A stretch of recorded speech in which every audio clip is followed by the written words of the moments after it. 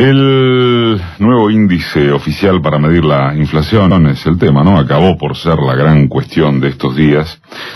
Y lo que continúan sin resolverse es de qué hablamos cuando hablamos de inflación, que parece tan sencillo, comillas. O mejor, de cómo no puede resolverse o cómo no puede hallarse punto de contacto entre dos posiciones acerca de cómo combatirla. Como escribió ayer Zayat, nuestro colega, en esa breve pero precisa columna sobre el tema en Página, la discusión sobre cómo se construyen los índices estadísticos es un debate tedioso y que corresponde a los especialistas, bastante lejos de políticos, consultores y analistas, y se habla de estadística pura, de construcción de estadística. Es prudente escuchar a quienes entienden de la materia y eludir a los promotores de la ignorancia. Encuesta nacional de hogares, canasta de bienes y servicios, ponderaciones, precios promedio, cantidad de locaciones y comercios relevados son conceptos básicos en la elaboración de los índices.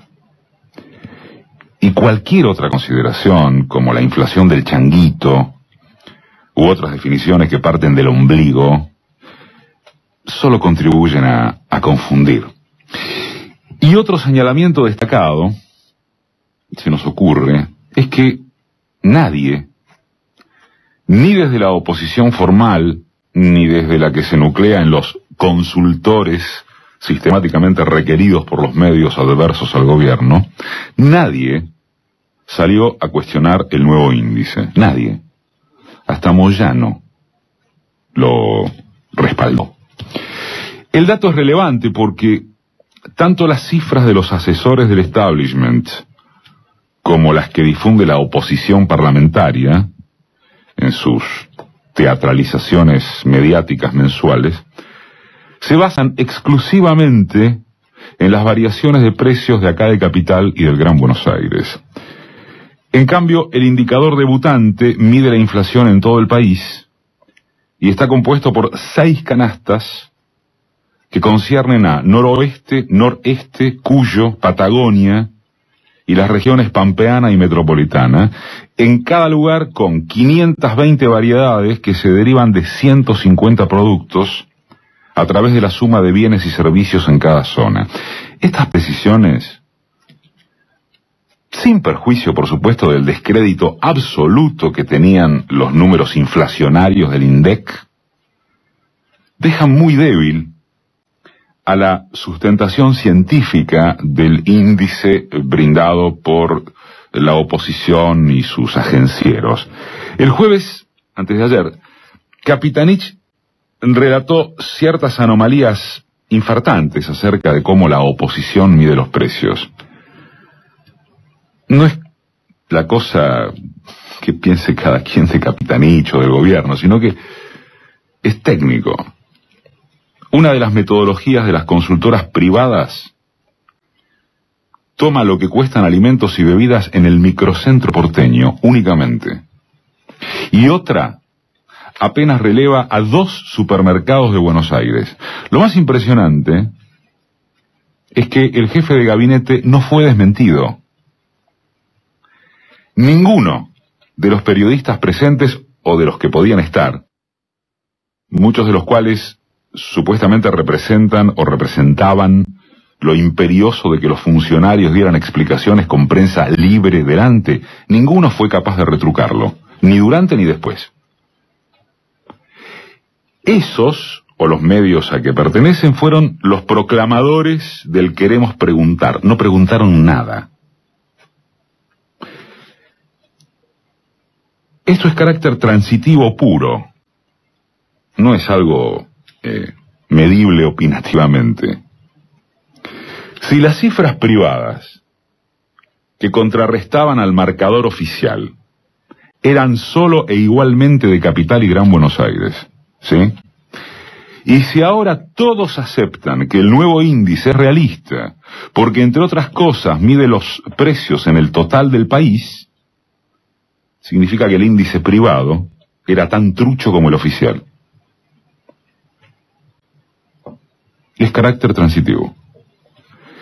Para peor, el flamante IPC, Índice de Precios al Consumidor, NU, cuenta con el aval del Fondo Monetario, es decir, que la oposición queda algo así como a la derecha de sí misma, porque en tanto rige el respaldo de un organismo internacional con la fama de ese, que no es precisamente un antro de la izquierda trotskista, carece de espacio para prolongar el cuestionamiento. Se repite, no porque el cuestionamiento no fuera legítimo, pero sí porque era ilícito en su fundamentación técnica.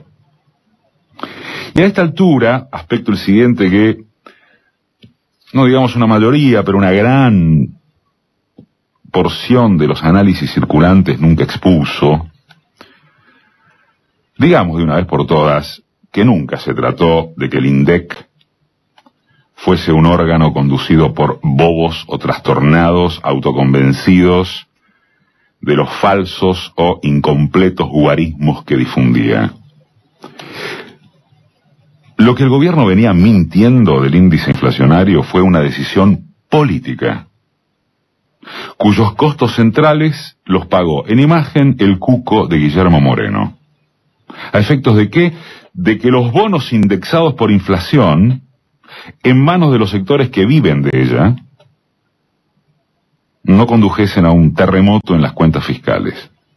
Y la verdad comprobada es que, hasta ahora, tanto el gobierno como la sociedad se las arreglaron para convivir con esos números tramposos, que no ejercieron influencia alguna en los actos electorales.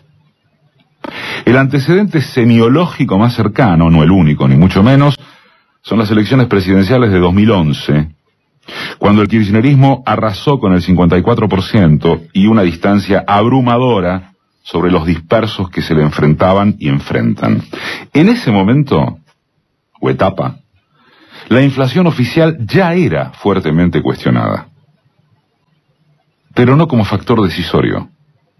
Y en comicios previos y posteriores, ora la problemática de las patronales agropecuarias, ora la corruptela. La inflación real nunca fue una carta jugada a fondo. En síntesis previa, el gobierno mintió a sabiendas por urgencias políticas mayores y el pueblo lo aceptó. Porque en la relación costo-beneficio, el cociente dio a favor de lo segundo. Este argumento puede parecer extremadamente cínico, pero en todo caso, no lo es menos que lo testimoniado por las políticas neoliberales, que nos vendían la necesidad de los ajustes ortodoxos y de la copa de los ricos que solo cuando estuviera llena derramaría hacia abajo. Quienes ejecutaron esa construcción de sentido son los mismos que hoy ofertan volver a las recetas fracasadas, capaces de haber implosionado al país acá a la vuelta de la esquina.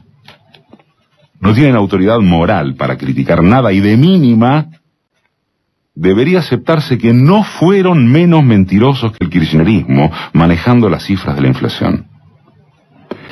Lo único o prioritario que cambió es esta necesidad gubernamental de ajustar tuercas en sus relaciones con el mundo financiero internacional, producto de dólares que faltan, de inversiones que se necesitan, de ataques especulativos que son a escala regional, no solo aquí, y por supuesto de las deficiencias oficiales en cuanto a plasmar una estructura productiva más resistente. Pero si la receta contra esos problemas es confiar en melconianes y experts, bueno,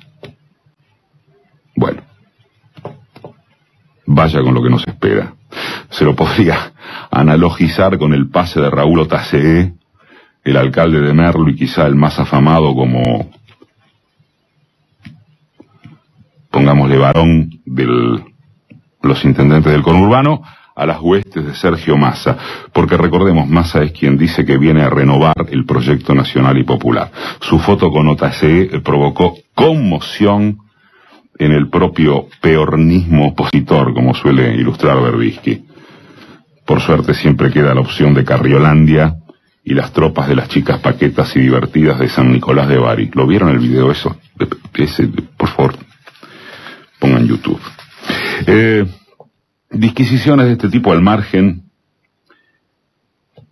si se quiere, y para reiterar, ese índice inflacionario terminó siendo uno de los grandes temas de la semana, decíamos, a falta de alguno que volviera a contactar las probabilidades de nuevas corridas cambiarias, de evaluación, clima de que se pudre todo, y etcétera. Tanto es así que llegó a título de portada un rutinario chequeo médico a la presidenta de 20 minutos el jueves por la noche, o que anoche algún noticiero abrió con el día de San Valentín como noticia resaltada. Los pronosticadores de catástrofes que nunca se cumplen arrancaron el año con buenas perspectivas, visto el escenario de evaluación y remarcación de precios, que es cierto, movió el amperímetro de la sensibilidad popular, cómo no, o de lo que trasladan como sensación los medios de comunicación dominantes. El reconocimiento de la inflación por parte del gobierno fue así un bálsamo, por más paradójico que resulta el término, que les permitió volver a la carga, pero un índice, al fin y al cabo, no es más que un índice. Tan es así que oficialistas y opositores coinciden en que la madre del borrego es cual política antiinflacionaria tomará nota del índice, con el pequeño detalle diferenciador de que para la oposición solo es cosa de ajustar por abajo, dejando de emitir moneda. El gobierno resiste y advierte, no explícita sino tácitamente, que aunque los agroexportadores y demás le hayan torcido el brazo, no dará el brazo a torcer. Como se permitió indicar en este espacio hace una semana, no hay en lo volitivo un ajuste por derecha. Hay un retroceso porque la devaluación implica regresividad en el bolsillo popular. Siempre fue y es así. Pero no una dirección hacia asentar por ahí. Entre los unos y los otros, la diferencia es el combate por la conciencia, más o menos masiva, en torno de quién o quiénes forman los precios. Si los precios suben porque los precios suben, en vez de especificar cuáles son las correlaciones de fuerza que permiten que suban, es una pregunta invariablemente reiterada. El grado de concentración de la economía argentina en pocas manos es apabullante, al igual que su dependencia del exterior. Se puede discutir si esa concentración es mala en sí misma, pero no es discutible que en el caso argentino no sirvió ni sirve para que aumenten inversiones o productividad. La experiencia kirchnerista extrajo una parte de esa renta de las grandes compañías para satisfacer necesidades o intereses populares. Necesidad e interés no es lo mismo, como nunca se lo había hecho. Pero queda claro que no alcanza, más vale, nunca alcanzará para afrontar cimbronazos tranquilamente. Ese es el terreno de disputa, o el central por lo menos. ¿Quién gana la batalla para administrar la conciencia popular? El poder va.